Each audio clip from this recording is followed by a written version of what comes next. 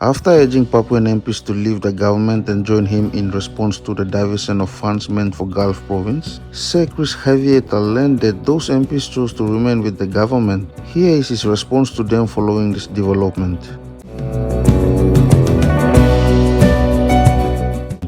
I acknowledge and respect the views expressed by my colleagues in the southern region regarding their commitment to the Marape-Rosso government and its coalition partners.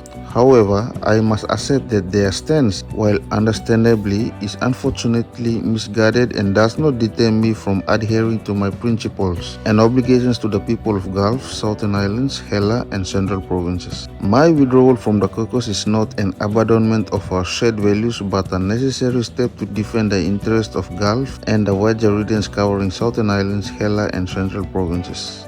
As projects launch over time, they will all suffer the same fate of funds being wrongly allocated. The matter of the 20 million Kina business development grant for Gulf province, now before the courts, is sub judice, and I will have my day in court to address these issues legally and transparently. Here are the key responses to specific points raised. Number 1 is response to Minister Soroi Eoe. Minister Eoe has highlighted our nation's unity, yet constrains my political capital and the impact of my nearly 30 years in politics. I stand firm in my belief that political longevity is not measured solely by allegiance to the current government, but by steadfast commitment to serving our people and addressing their needs. My actions are driven by the necessity to ensure that the 20 million Kina business development grant for Gulf province is used transparently and effectively. Number 2 point is political stability and economic growth. The need for political stability and a conducive environment for policy implementation and economic growth is a priority we all share. However, stability should not come at the cost of ignoring mismanagement and lack of accountability. My move to defend the rightful allocation of funds is in the interest of creating a more accountable and transparent government, which is the foundation of true stability and sustainable growth. Number 3 point is transformative policy sector investments. I commend the government's initiatives in road connectivity, agricultural investments, and the education sector. However, these efforts must be underpinned by sound financial management and genuine engagement with all stakeholders. The ongoing cash flow issues and the mismanagement of funds need to be addressed openly to ensure these policies achieve their intended impact. Success can only be truly measured when our people are all benefiting from all this infrastructure and when our contractors are paid in full for the work they have completed, not 6 months or 12 months later. Number 4, law and order concerns.